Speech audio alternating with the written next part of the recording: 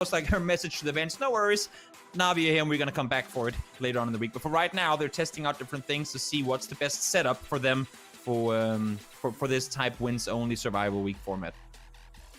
I think that's totally fair and makes a lot of sense. Yeah. I mean, we saw Gen.G do that on the first day here with subbing out Loki for Alpaca, and they got a win, and it worked out. So I think that's fair play, a smart idea by Navi. Now over to the outside of Picado. Shrimzy way outside of Picado going for a vehicle. He is, I believe, going to be able to snag that and get out ahead of FURIA. First circle up to the northeast, and wait, what? Why are what? First of wait, what? Why does no? Okay, so Meta shoots what happened? A viewing experience when you have these two teams that just brawl it out very evenly. Okay, so they drop on the same roof. Look at how quick on the drop. He throws the molly at both of them, and Silzen out of Zaha, where you have a shack, where you have a few buildings stacked together. But other than just sitting in there waiting for teams to pull up on you, you really cannot use them for a whole lot. You can see maybe 15, 20 meters outside the compound. And I'm seeing them stay.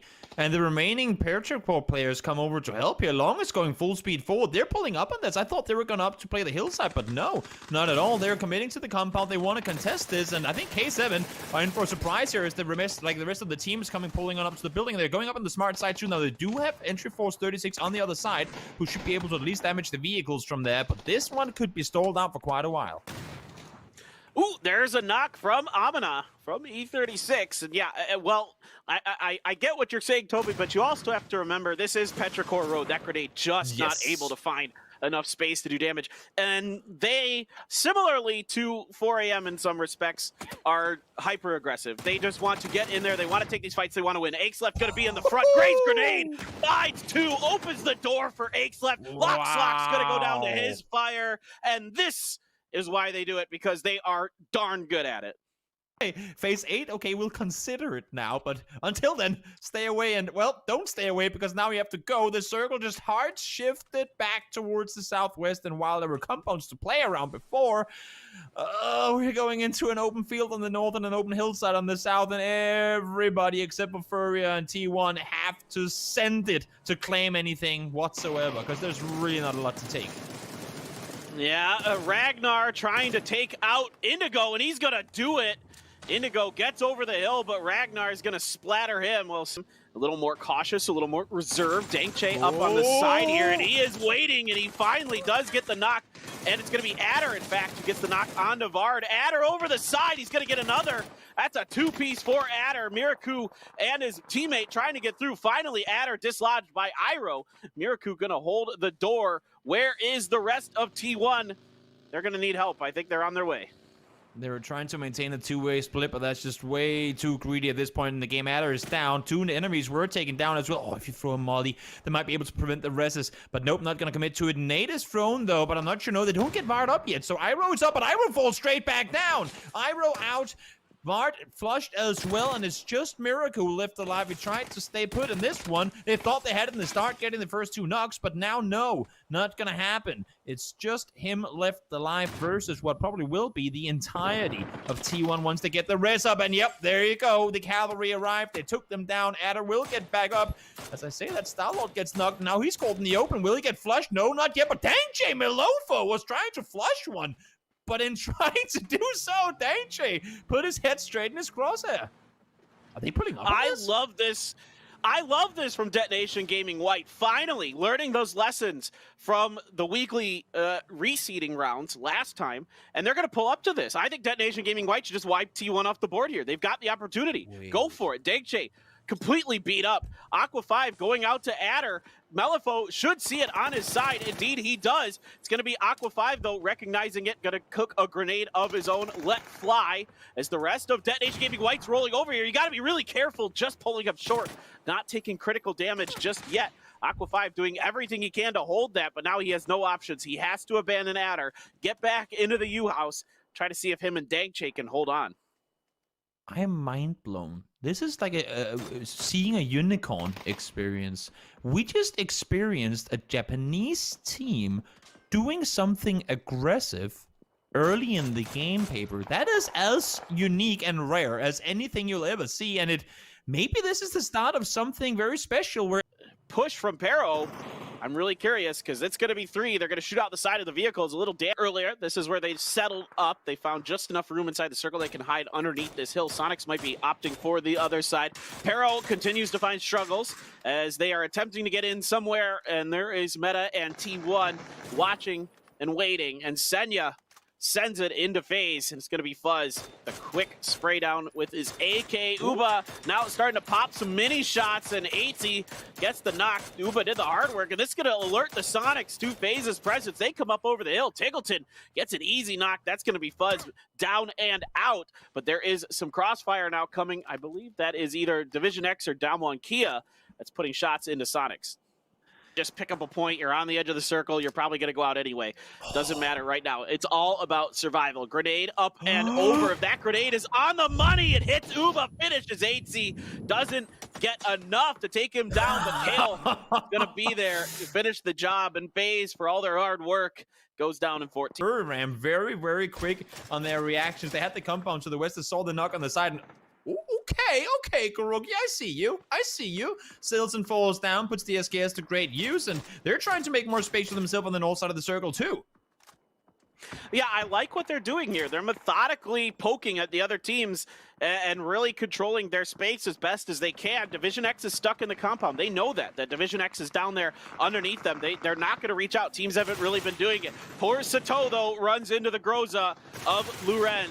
And Pure Boy and Amana get out and try to do something about it, but they are in a killing field. There is a ton of bullets being spammed at them by Tianba, Furia over on the side of that as well. I don't know how well they could see it, but for now, back over to Meta. Wicked has managed to get up to the fence line at least, establish a foothold here against Zenith. And this might be the repeat of the story where we say we want to see these teams use the compounds better, because right now Zenith are stuck on the edge. They allowed for Meta to go into a position I think they should have taken control of earlier when they saw the circle shift away. They didn't opt to, and as you can see now, DetonatioN Gaming White are doing and kind of maneuver forward. Kia Damwon stuck in the shack with 4 members of Buriram who were able to leave that compound, and now they can go on foot, work uphill, use that natural cover from the terrain to their advantage. Back over to Zenith. Shinboy looks like he's only one alive, and Wicked says goodbye. See you in the next one, potentially. Unless, of course, Meta wins. Then they will not, but we'll see. Meta's on the southeast edge. Still a chance, but DetonatioN Gaming White above them, and here's the push from Buriram. It's just under, though. The up-close and personal expert for DAMWON Kia gets some good damage. Now they're going to start throwing the stuns. He's trying to get a grenade cooked of his own, but nope, the stun's going to be good enough. Edie going to finish the job. DAMWON Kia out in 9th. Back over to this fight, and Machao has been knocked. Ragnar finished, though, for Meta. You know, we'll take everything we can get here, and fortunately for them, I mean, Meta were forced to look uphill while they were sitting behind them. So smart playing by them. Lorena now active. Once more, we heard Clover earlier say Tianba are scary on... Oh, did he just eat that Molly? I think he did. Tianba are scary on Miramine. We're into a decent position in this match and also found a lot of kills with it.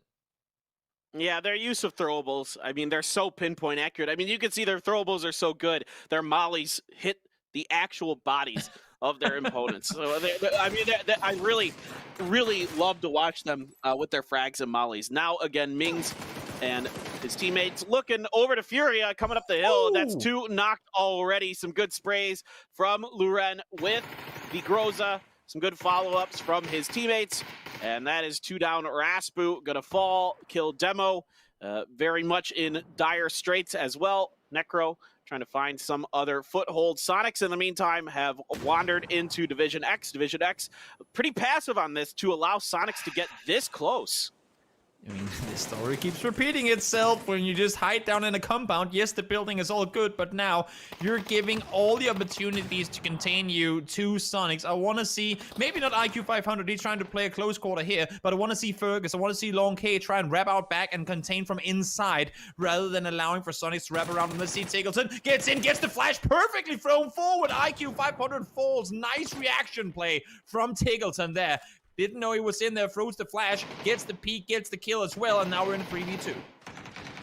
Yeah, now they're just rolling through, but a grenade from H-Win. Oh no, Shrimzy's grenade actually takes him down, and the Soniqs, what started out so good, falls apart ever so fast. Long K finishes it with the AK. but that was just one little misstep is all it takes. And that's going to be the Sonics going down. Will indulge him if he doesn't manage to get uphill. You can see Noadra actually knows, maybe you've heard him below. He knows there's one coming from down there. He needs to hold this angle and wait for them. And for FURIA, they need to time this push very well together. Yeah, it's really good senses here by Noadra. Rusty Zera trying to work his way up as quietly as possible. Noadra is so ready for it, though. Who's it going to be? Rusty's going to win the duel. Quickly get the flush as well. Smoke's going to come out. Really wants whatever utilities in there, plus he needs to get up this hill. So those are dual-purpose smokes. Very smart by Rusty there.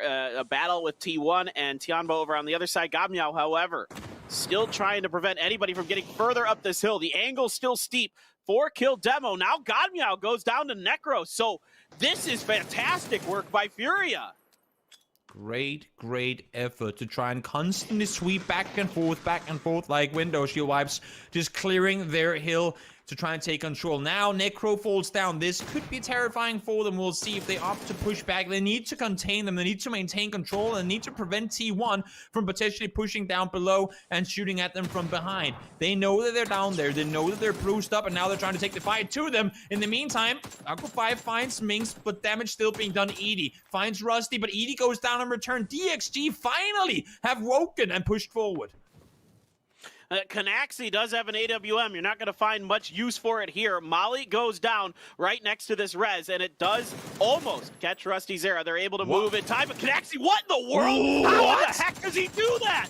Canaxi, you madman. Dagche tries to finish his round a bit. There's the center of the circle. Thank you, observers. Canaxi going to wait this one out as long as he can. He knows every other team has at least a couple going for them most likely, so it's his turn to try to get that rat victory. Long K is watching over, and Tianba is biding their time. Grenade in front of him. Ming's well aware that he's over there. Takes a touch of blue. Ming's now gets put down by Long K. So the patience so far not too bad for DivisionX. They're making their shots count.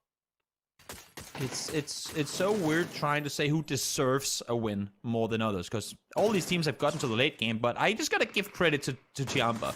They have been maneuvering so much. They have been really doing everything they could to hold off. And now, finally, we see DivisionX Gaming peek forward, and they slaughter them once again. Toby or Moron, stop cursing, teams. They get eliminated in seconds. Tianba does the exact same thing. And there you go, T1-2. It's just DivisionX Gaming and Buriram again with a chance to win. It's just Canaxi, the 1 versus 2. Well, Canaxi's already had a couple highlight reel moments here in this round. Let's see if he can finish the job and right the ship for Buriram. See if they can avoid another second. He has a decent angle there, isn't able to connect anything onto Fergus. More smokes just straight up the gut. Not a lot of utility for either of these teams. One Molly left here for Canaxi. A bunch of stuns as well start ringing out. Long K on the flank here. Canaxi's aware of it. Goes right into the smoke. What a maneuver by Canaxi to avoid any fire. Comes up over the hill. Gets one. There's Fergus. Gets two. That's going to be Buriram taking the game.